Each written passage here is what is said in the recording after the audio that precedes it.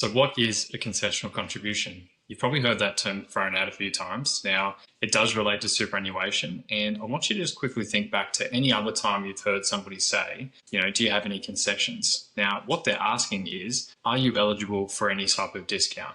Now, typically that could be when you're catching a taxi, going to the movies, and they might go off are you a senior? Are you a student? Do you have any concessions? They're asking, are you eligible for any type of discount? So in relation to a concessional contribution, we're talking about superannuation.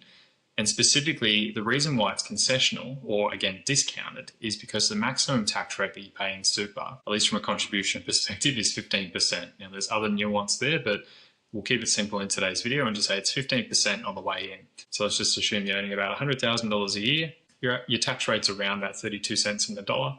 By putting a contribution into super, that money is then taxed at 15% rather than the 32%.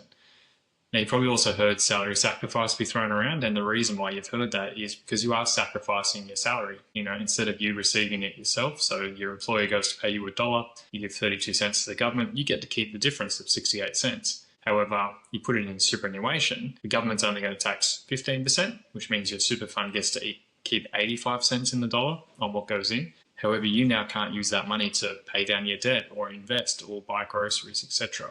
So again, you sacrifice your salary. It's a concessional contribution into super. The whole point is to try and reduce your tax that you pay, as well as grow your long-term wealth. So it's not appropriate for everyone, certainly if you need the cash flow, and there are limits on how much you can get into superannuation as well. So I'll talk about that in a different video. So I hope you found that helpful, and I'll see you in the next one.